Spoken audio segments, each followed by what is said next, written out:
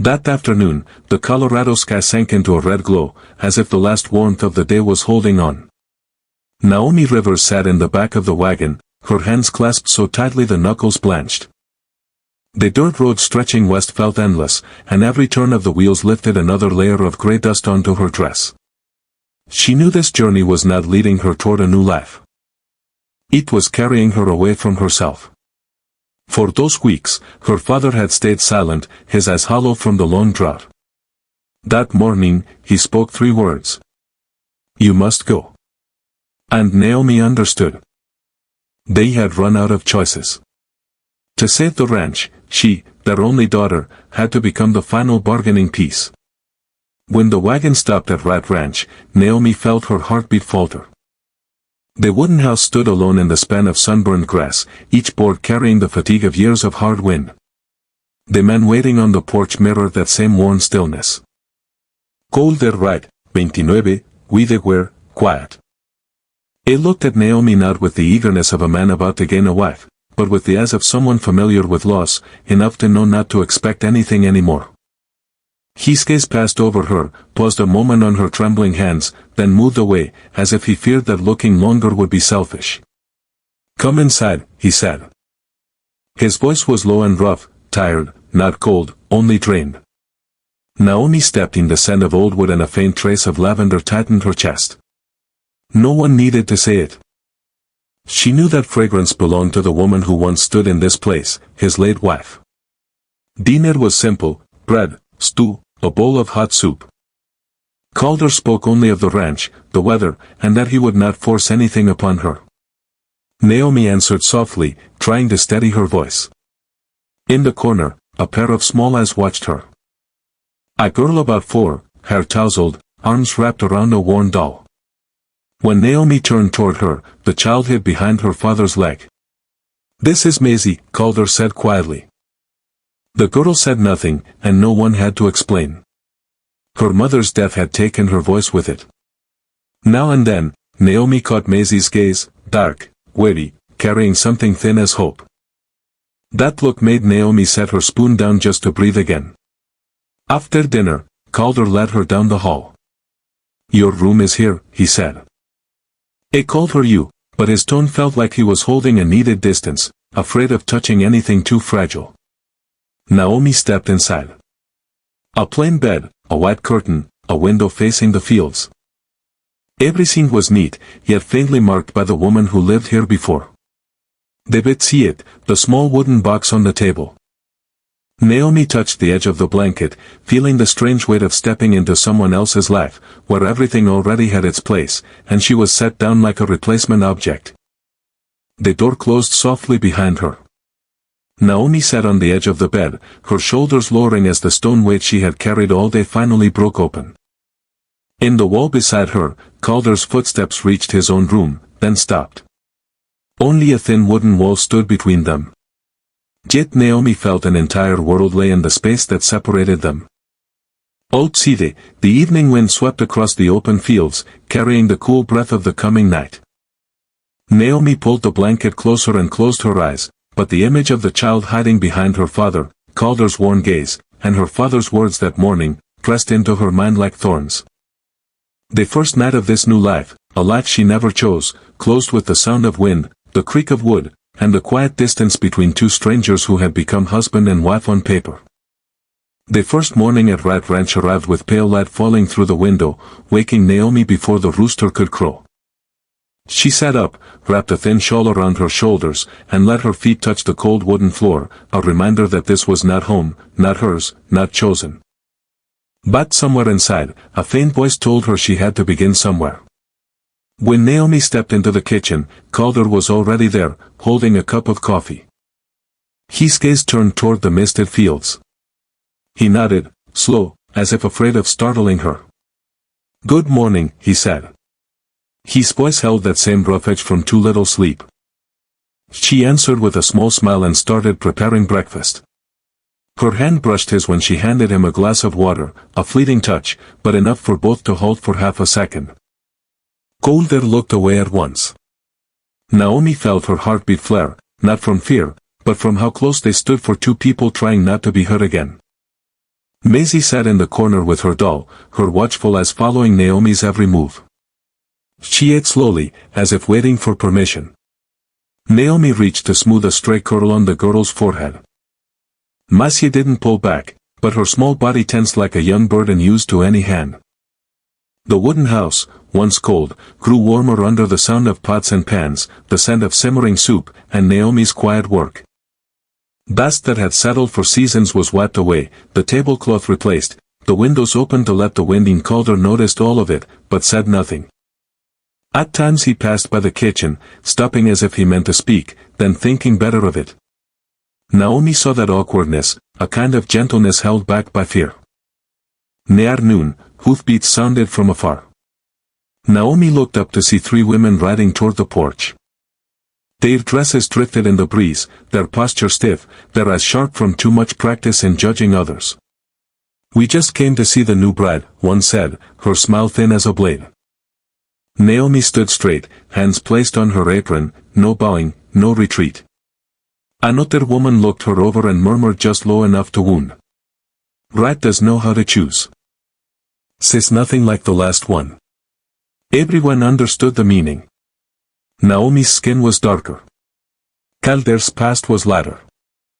They wanted her to feel misplaced on land that was supposed to be hers now, but Naomi simply smiled, calm enough to unsettle them.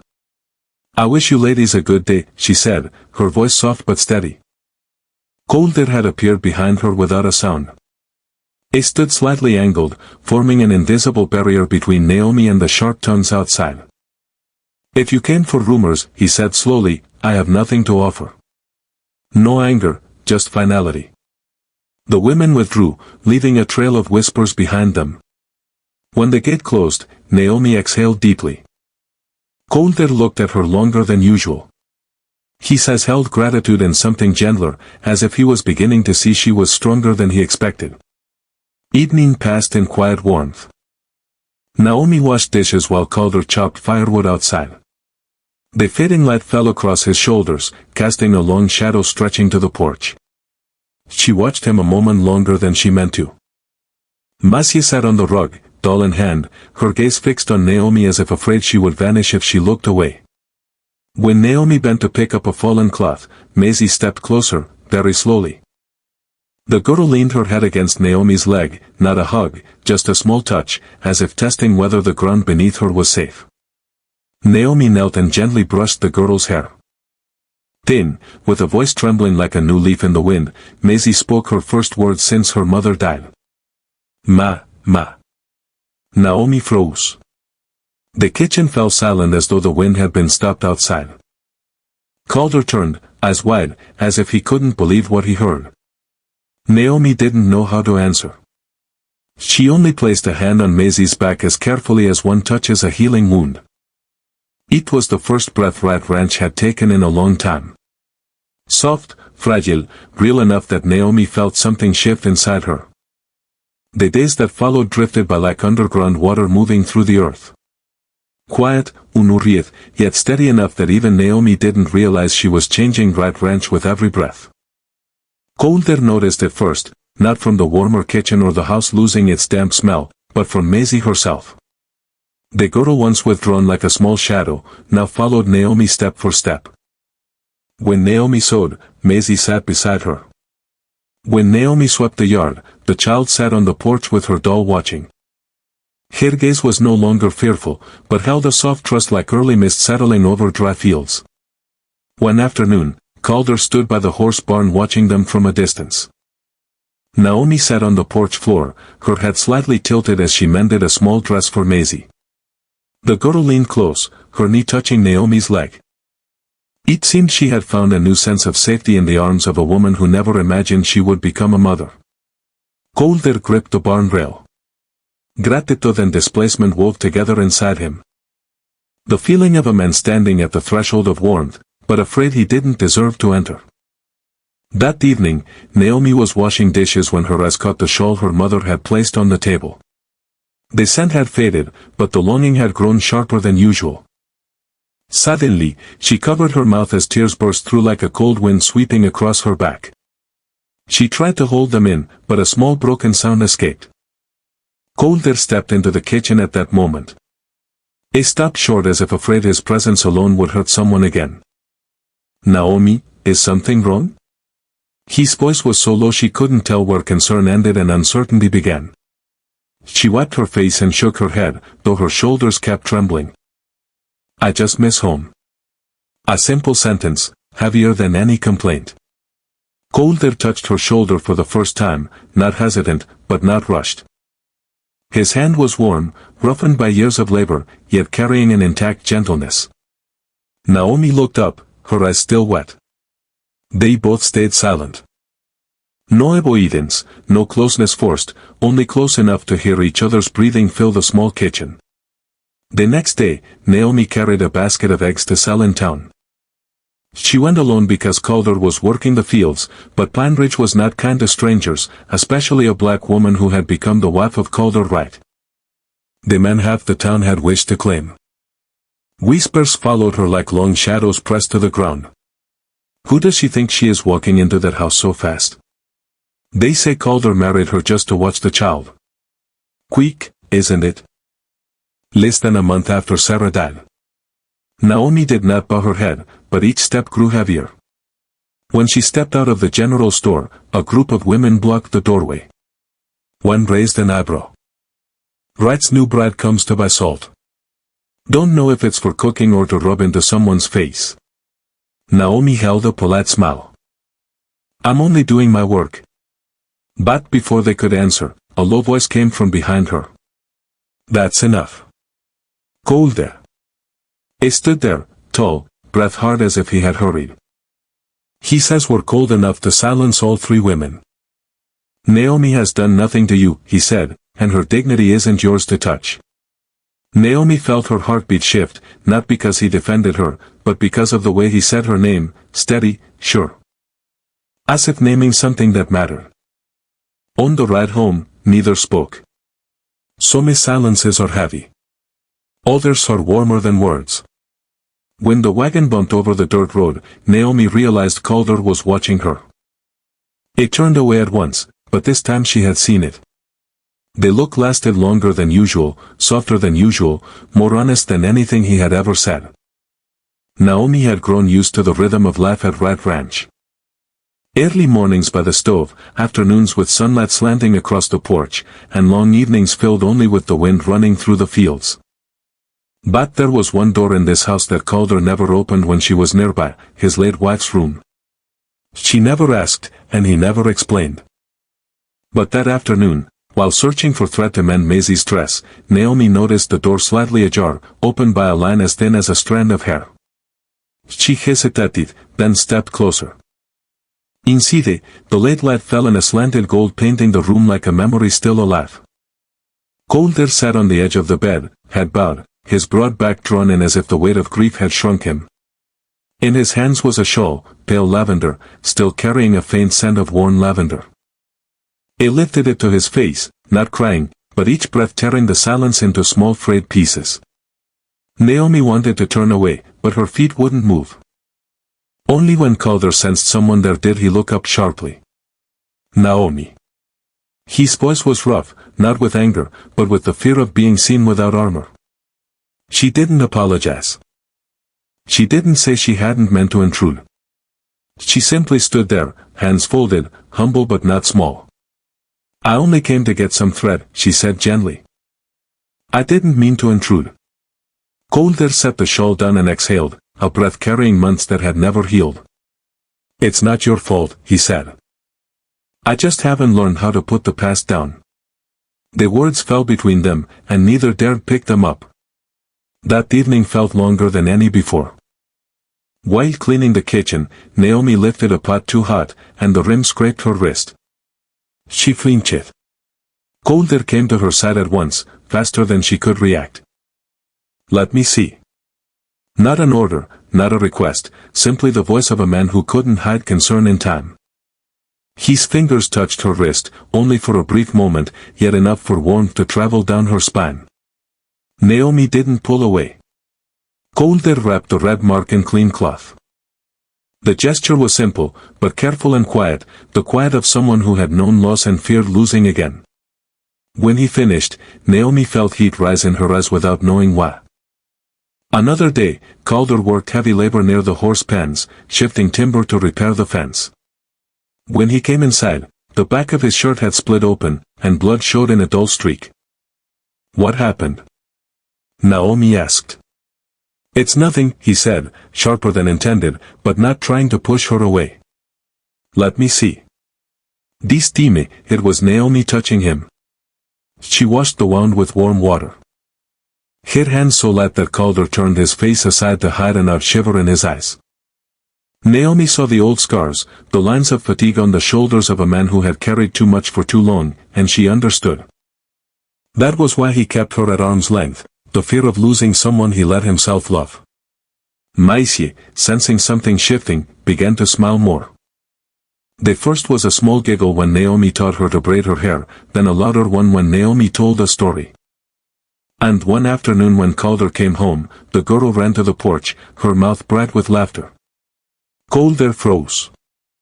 It turned away quickly, but Naomi had already seen the redness at the bridge of his nose. That night, Naomi passed by Calder's room. The door was not fully closed. She didn't intend to listen, but his voice, rough, worn, honest, made her stop. "She saved the child." A long silence. "And she's saving me." Naomi stood outside, her fingers gripping the edge of her dress, her heart stumbling. Not because of praise, not because of some fragile affection, but because after days of walking on strange ground, she finally felt her feet find a place to stand. And someone inside, though he didn't say it, was opening the second door in this house, the one in his heart. The early days of June brought warm winds to Rat Ranch. The sky felt higher, the sun gentler, and the fields behind the house began turning a thin green, like the first promise of a new season. After weeks of watching Naomi from a distance, Calder finally spoke, asking her to join him as he checked the ranch. It wasn't an order. It wasn't because he needed help. It was because he wanted to. "Would you come with me?" he asked, looking down at his boots as if the question were too personal. Naomi hesitated for a heartbeat, then nodded. "I will." Calder prepared 2 horses. The one meant for Naomi was a gentle mare named Clover. As she placed her foot on the stirrup, a gust of wind hit, making her lose her balance. Calder reached out on instinct, his warm, broad hand steadying her from the back. "Slow," he said, his voice firm but quiet.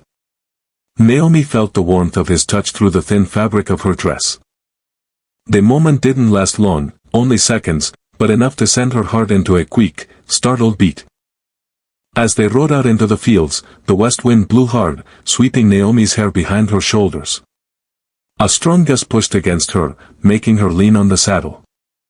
Without thinking, she tilted slightly toward Calder, just to stay steady.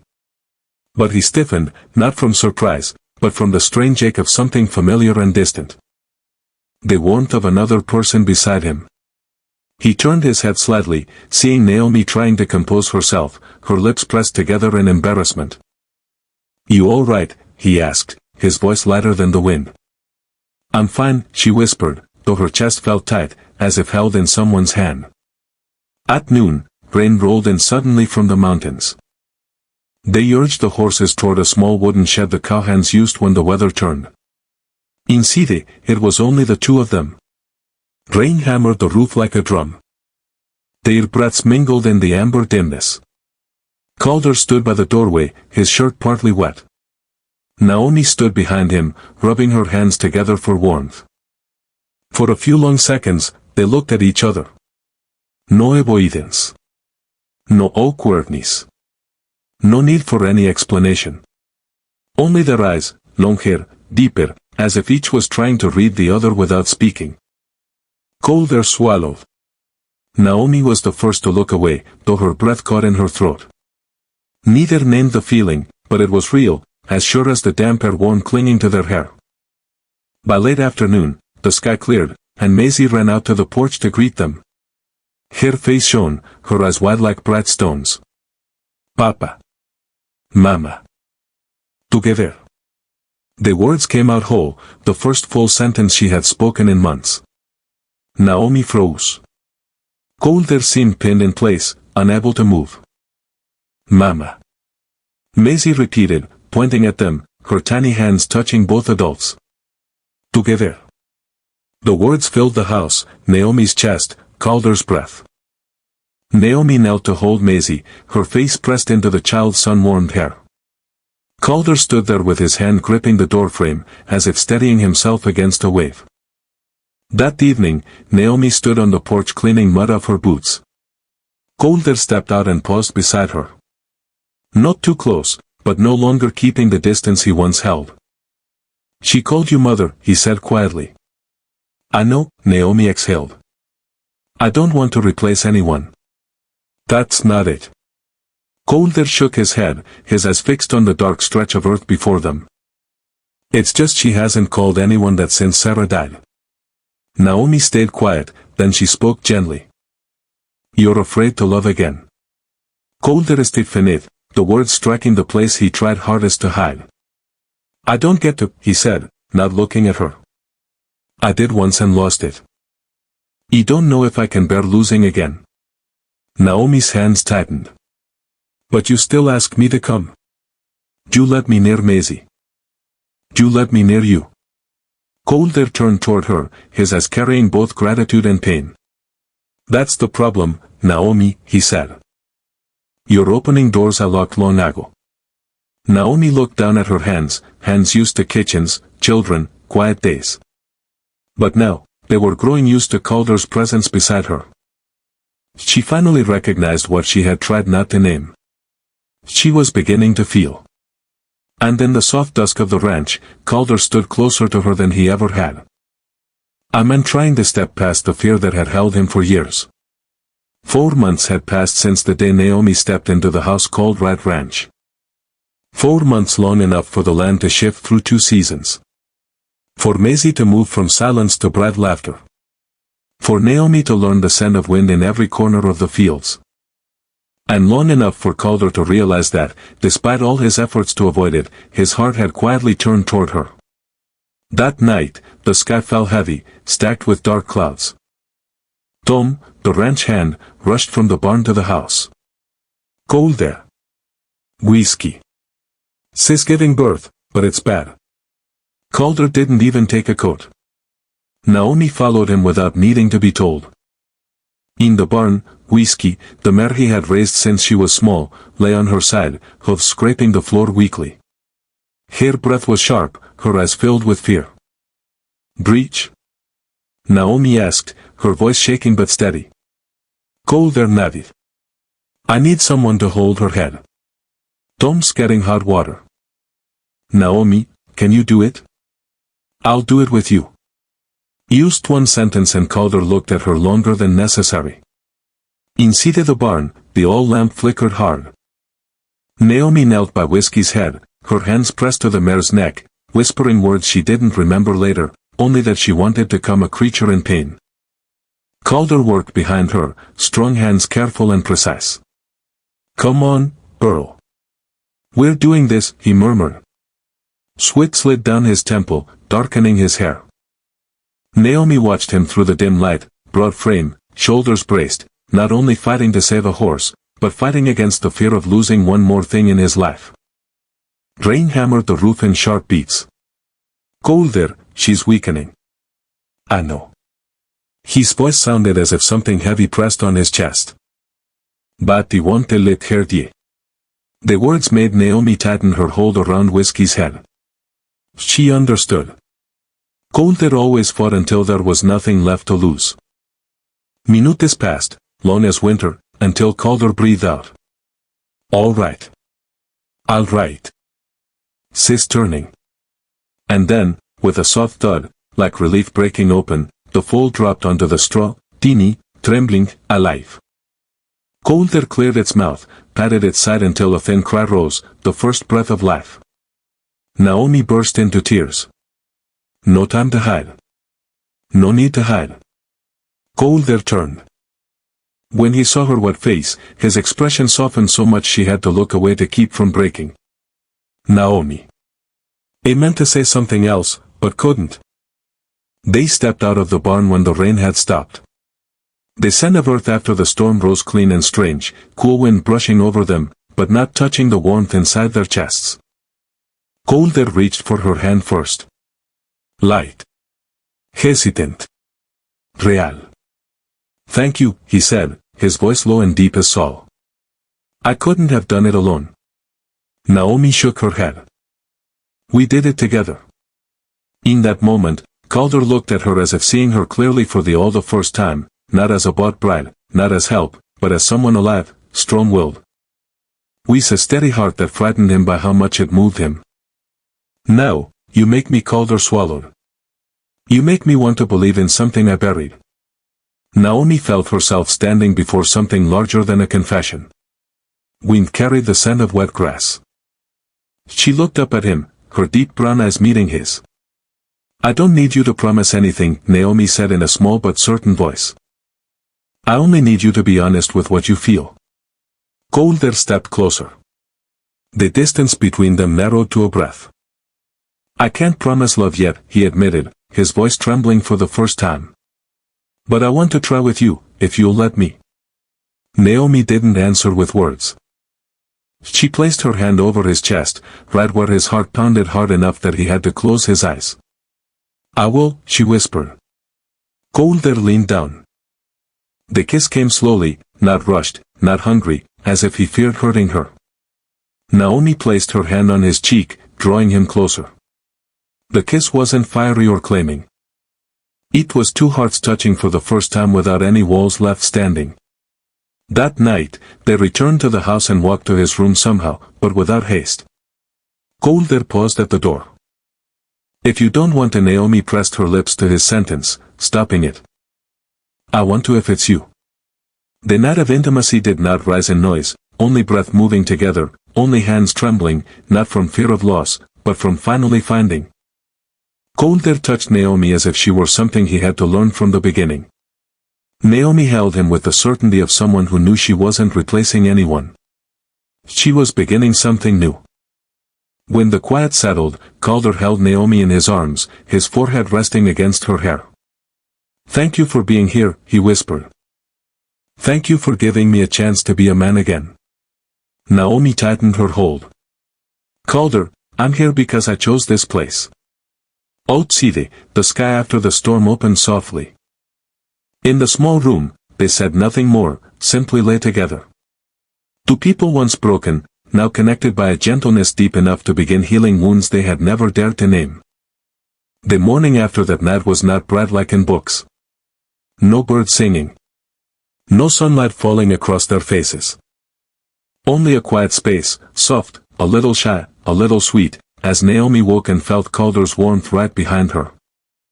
He was still asleep, his hand resting loosely at her waist, as if even his body didn't quite believe the change. Part of Naomi wanted to stay still, just to feel what it was like to be held. But another part panicked, because from now on, the line between them was gone. She sat up gently. The blanket slid off her shoulder, and the morning breeze made her shiver. Calder opened his eyes. Naomi? His voice was rough, tired, worn like old timber. I just woke early, she said, avoiding his azure eyes. Not out of shame, but because something larger was shifting inside her, a mix of longing and fear. In the kitchen, Naomi was pouring coffee when Calder appeared. He didn't hesitate as he used to. He didn't keep distance the way he had for weeks. He stepped right beside her, brushing the back of her hand as he reached for a cup. Good morning, he said, quiet but certain. Naomi startled. Not from the touch, but because Calder initiated it. At the table, Maisie watched them with her head tilted like a sparrow.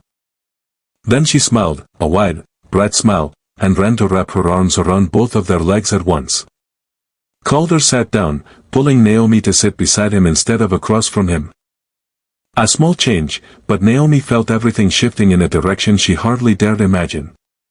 The next days were a blend of warmth and uncertainty. Calder reached for her hand when she dismounted the horse, though she didn't need help. He brushed her back lightly when they walked through the doorway. He stood closer, not by accident, but as if his body kept finding hers on its own. One afternoon, while stacking hay, Naomi complained of shoulder pain. Colder said nothing. He simply stepped behind her and placed his hand on her shoulder, rubbing gently. Naomi froze. The touch wasn't romantic. It was more care, attention, affection forming before either could name it. "All right?" Colder asked. Naomi nodded, though her breath faltered. That evening, after Maisie fell asleep, they sat on the porch. The wind carried the scent of grass and saw. The sky was filled with stars like dim lamps hanging quietly above them. Colder turned to her. "Naomi, I know you're thinking a lot." She looked down at her hands, silent. "You're afraid," he said, each word chosen. Naomi bit her lip. "Afraid I'm just a replacement." The words cracked open a deep, quiet wound. Calder lowered his head, resting his elbows on his knees, his broad shoulders trembling slightly in the dark. "I never wanted to bring you into my life the way Sarah left it," he said. "I'm not looking for anyone to replace her. I'm not trying to fill my own old void." Then he turned to Naomi, honest, unguarded. "You don't have to be anyone else, Naomi. You're yourself, and I am learning to love that." Naomi felt her heart tighten. Not in pain, but in warmth so deep she had to look away to keep from crying. But the world outside never left anything alone. When Naomi went to town, the way people looked at her was different. Whispers followed her steps. "They say she's sleeping with Calder now. Fast, isn't it? That she's wrapped him around her finger. Sarah's girl will call her mother soon." Naomi kept her back straight, hearing every word. But when she returned to the ranch, she fell silent. Calder noticed. He walked to her and placed a hand on her back. A simple touch, but enough to hold her before she slipped into the dark space their words had opened. "Naomi," Calder said, sighing. "I know you're hurt." She looked up, eyes hot. "I just am afraid they're right. Afraid I'm only needed because I make your loneliness easier." Calder looked at her for a long time. Long enough for Naomi to hear her own heartbeat. "No," he said, steady as the beams holding the house. "I need you because you're you, not because you fill anyone's place, not because I pity you, not because I'm lonely." He placed his hand on her cheek, the first intentional touch carrying a promise. "You bring life into a place that was empty, Naomi. You bring laughter to Maisie. And you bring hope I thought was gone." Naomi closed her eyes. His warmth spread across her face. And for the first time, she didn't hold back. That night, sitting closer than they ever had, Naomi rested her head on Calder's shoulder without hesitation. Calder exhaled long and quiet, like a man finally allowed to let go of years of weight. "Naomi," he whispered. "My childhood was cold fields. I grew up with duty, with loss. But now, with you here, I'm starting to remember I once knew how to dream." Naomi intertwined her fingers with his. And for the first time, Calder let his own hand lace into hers, natural, as if it had always been meant to happen. Rumors came like late summer heat winds, no one knowing where they began, only that once they blew, no door shut fast enough. When Naomi went into town to buy fabric for Maisie, she caught fragments. "She's nothing special, just easy to manage. Calder only needs someone to watch his girl. If Sarah were alive, she wouldn't step a foot in that house." Naomi stood still in the fabric shop, those words snapping in her ear like dry branches. She kept her face even, but her hands weakened so much the cloth nearly slipped. That afternoon at the ranch, she cleaned the kitchen with an uneven breath. Calder noticed, but assumed she was tired. He didn't know that wounds made by others always cut deeper than those made by labor. That evening, Maisie was drawing lines in the dirt with a stick. When she saw Naomi step onto the porch, the girl ran over and clung to her legs. "Mama," Maisie whispered like wind. "Mama, don't leave." Naomi knelt, her hands trembling as she held her. "What is it, Masie?" "Townsfolk said Mama go." "Mama not here anymore." Maisie pressed her face against Naomi's stomach. "I don't want Mama, don't leave me." Naomi's heart clenched hard, not because of the rumors, but because Maisie's fear was the same fear Naomi had in her first days, being seen as temporary. As a substitute, as someone who could be set aside when people grew tired. Naomi held the girl longer than usual, but she was the one who wanted to cry first. And she did cry in the barn, where she went for air. She stood among the sand of dry hay, hands over her face, letting tears fall freely. The worst pain was not the gossip, but that her heart was now tied too deeply to the two people in the right house. She feared being seen as replaceable. She feared Calder waking one day to realize she was merely convenient. She feared the door closing again and being the one left outside. Footsteps startled her. Calder. He stood in the doorway, his gray eyes darkening when he saw the traces of tears on her cheeks. Naomi. His voice rasped with alarm. What happened? Who hurt you? She shook her head, wiping quickly. It's nothing. Don't say that. Calder stepped forward, touching her elbow lightly, as if pressing harder would break her. Tell me. Naomi lowered her face. I heard them say that I'm only here because it's easy, that you chose me because I'm not troublesome, because I'm easy to replace. Calder drew a sharp breath, as if someone had struck him. Naomi, he murmured, almost confessing. I'm sorry. For what? She asked. For making you feel not chosen. His eyes glistened, rare enough that Naomi froze. Because I was so afraid of loving again, I stepped back in case you ever left. He thought keeping distance meant losing less. But it turns out I hurt you instead. Naomi looked up, brown eyes shimmering. I don't want to replace anyone, she whispered. I just want to know if I'm truly part of your future. Calder looked at her. And for the first time, there were no barricades, no shadow of Sarah, no panic from the past, only the man himself facing what he had avoided. I'm afraid of losing you, he said, each word pried from an old scar. Afraid of loving someone and burying them in the ground the way I once did. Naomi raised her hand and placed it on his chest, right where his heartbeat thudded, uneven and real. I'm here, she whispered. But I need to know you'll walk with me. Calder closed his eyes for a moment, then placed his hand over hers. I will, he said, steady, sure, not fast, not rushed, but I'll walk with you. Naomi exhaled like someone pulled from deep water. Calder pulled her into an embrace, not possessive, not demanding, but the embrace of two people who finally admitted how much they mattered to each other. In the barn's darkness, with the smell of hay and wind slipping through the boards, they stood there. Two souls once afraid of love now choosing gently, slowly, but clearly. We'll walk slow, Calder said, his lips brushing her hair. But we'll walk together. And for the first time, Naomi knew that those words were a true promise. Calder had spent many nights thinking before he spoke the words, not because he doubted his feelings, but because he wanted to be certain that once he opened a door, he would keep it open. One night, after settling Maisie into bed, he stood at Naomi's doorway. The wooden door was slightly ajar, the lamplight catching her hair in a thin rim of gold. Naomi, he called softly. She looked up and set her book aside. What is it? Calder drew a deep breath, like a man about to step into a new season. You don't have to sleep here anymore, he said, low but steady. If you want, you can come to my room. Not out of duty, not because of that night, but because we're building a real family. Naomi looked at him for a long moment, then she stood, stepped toward him. Close enough for their breaths to mingle. I want to, she said. One sentence, enough to close every remaining distance. The next morning, Maisie woke earlier than usual.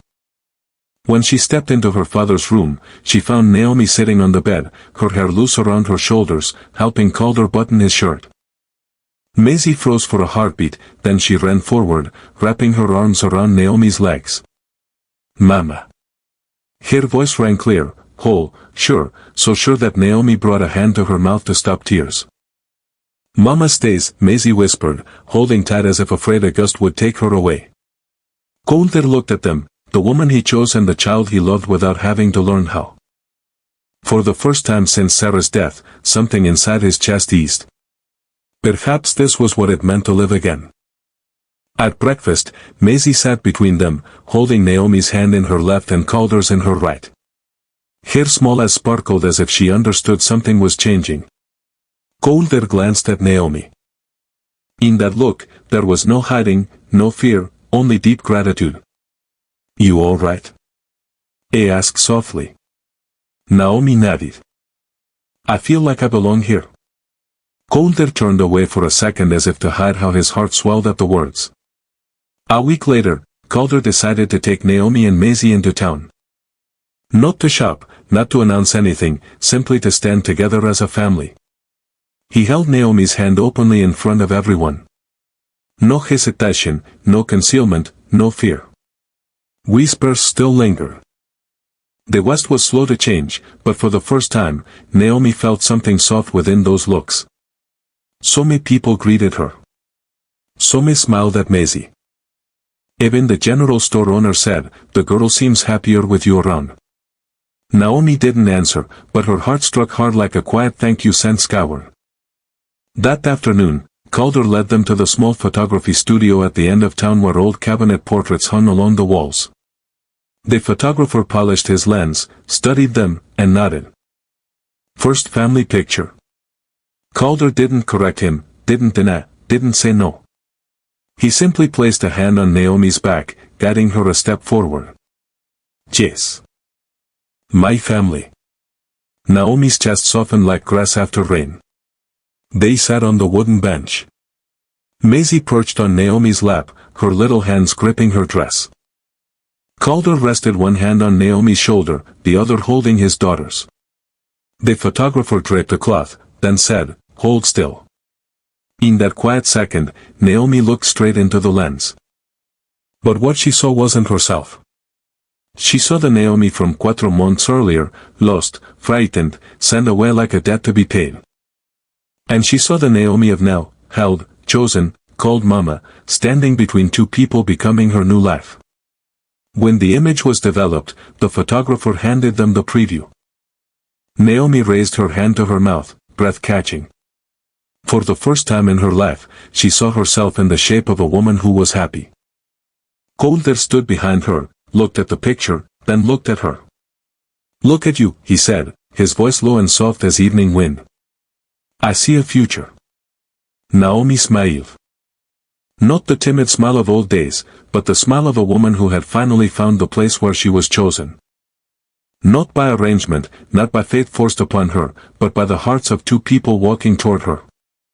Autumn came to Rat Ranch with thin bands of mist lying across the fields. Naomi usually sensed a new season through deep breaths, warm breakfasts, and the sound of Maisie's small footsteps running across the porch. But this morning, she felt nothing except a lingering dizziness like a door slammed by wind.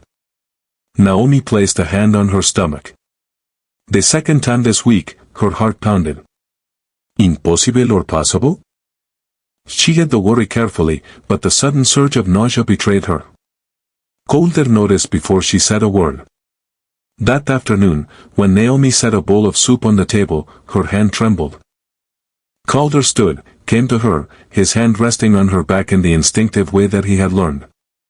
"Naomi, you're not well." She swallowed. "I'm just tired." He looked into her eyes, a look that gave her no room to hide. "You're keeping something from me." Naomi lowered her face, her throat dry as late summer grass. "I think I might be pregnant." Silence. Not the empty kind, but the kind where a crack spreads quickly. Calder stepped back. His eyes darkened, not with anger, but with fear. Fear so sharp it curled his hand into a fist. "Naomi." His voice brushed the air like wind across dry wood. "Are you sure?" Naomi nodded. Calder turned away, bracing a hand on the table, breathing hard like a man trying not to collapse. Naomi stood for a long time, long enough to see the shadow of an old fear settle on his shoulders. "It's because of Sarah, isn't it?" she asked, her voice light as dust. Calder closed his eyes. Her name, a name he hadn't spoken in so long, tightened his chest. She died while carrying our second child, he said slowly, heavily. I lost her in one night. One night, Naomi. Used when. Each word cut Naomi like a small blade. Colder, I'm not her. But you could become her. He burst out the words, then immediately stepped back as if afraid of his own voice. I can't lose again, Naomi. I can't bear it. In that moment, Naomi didn't see the strong man of the ranch. She saw a widower shaking under the possibility of reliving the worst night of his life. But his fear struck her hard in return. What are you saying? Naomi asked, her voice trembling but steady. Are you so afraid that you don't want this child? Colder flinched, turning sharply toward her. No. Not that. He stepped closer, but Naomi stepped back, tears rising. I just don't know how to keep from losing you. It was the first real argument they had, not loud, not cruel, but the kind that came from two wounded hearts, both afraid. Both loving in different ways. At last, Naomi walked outside, leaving Calder in the kitchen, hands braced on the table, breathing like a man who had raced his past and lost. That night, he found her on the porch. Naomi sat wrapped in a blanket, staring at the field swallowed by darkness. Calder sat beside her, leaving a respectful space, the space of someone asking permission. I'm sorry, he said quietly. Naomi didn't turn. It continued. I'm not afraid of the baby. I'm afraid of losing you. Losing you would be like losing a part of myself. Naomi bowed her head. I'm afraid, though, Calder. Afraid of becoming a burden. Afraid what happened to Sarah could happen to me. Afraid I'm not strong enough to bring a child into this world. Calder clenched his hand, then slowly reached for hers. Naomi, he said, low and honest. I'll let my fear hurt you. But I swear, this time, I won't let you face any of this alone. Naomi turned toward him, her eyes red but deep as water after rain. Do you promise? Calder closed his hand around hers, not tight, but steady as an old tree root. I promise, he whispered. I'll be here. EAJ protect you. EAJ keep you safe. EAJ never leave you alone. Naomi exhaled as if laying down a heavy stone. She leaned her head onto his shoulder. Calder wrapped an arm around her, drawing her close. In the quiet night of Rat Ranch, among darkness and the hum of crickets, two people once afraid of love sat pressed together, not because of passion, but because of a promise strong enough to stand against everything that came before. That night, a snowstorm fell over Rat Ranch as if the whole sky dropped at once. Wind tore across the fences, snow struck the windows, and the wooden house shook under each heavy gust. Naomi woke to a sharp pain crushing her abdomen. Not baggy. Not passing. The kind that folded her in half. Her hands gripping the bed frame. She whispered, Calder. He rose instantly, as if he had been waiting months for this. But when he saw sweat beading along her hairline, his face went pale. Naomi, is it time? His voice trembled. She nodded. Lips tight as another wave hit. Massie, hearing the noise, ran from the next room. Snow dotted her small feet where wind pushed through the cracks. Mama. Her voice shook. Mama, don't go. The words cut Naomi differently. Not in the body, but in the heart. She forced a soft smile. Mama's here. Mama's not going anywhere. Calder pulled Maisie close, but he was the one shaking. He fed the fire, tried calling for Liz, the midwife, but the storm sealed every road. No one was coming. Only them remained. A man haunted by the past. A woman fighting to live. A child begging not to lose again. Naomi gasped as the contractions tightened. Help me sit. She said, her voice strained. Calder lifted her against the pillows. His hands colder than the wind outside. You need to breathe. She said, though she herself struggled for breath. Calder nodded hard, anchoring himself to the one task he could do. I'm here. He won't leave. But his hands, when they held hers, still shook like a man standing at the edge of a cliff. The pain surged. Relentless. As if her body were pulled between holding life and falling into the dark she refused to imagine. Calder leaned his forehead to hers, his breath warm and uneven. Naomi, look at me. He said, fighting to steady his voice. You have to stay. Please, stay. Naomi gave a thin smile, though her eyes glistened.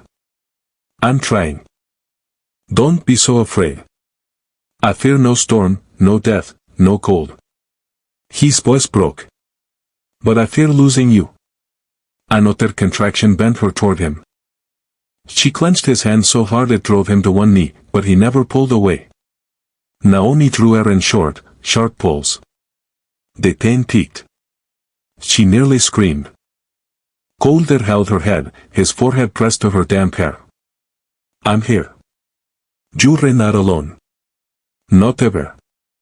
Outside the blizzard roared as if to tear the valley apart. Inside their breaths fell into one rhythm. The rhythm of holding on.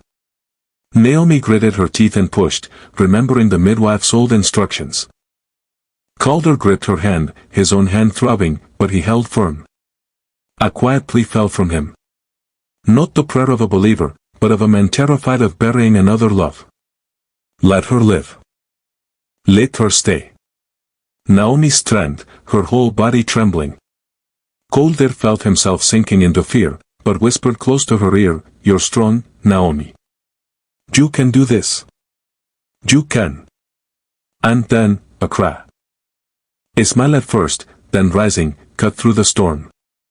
Naomi collapsed against his shoulder, her body soft as grass after rain. Calder froze. Then tears fell, quiet but deep, as if splitting through old ground.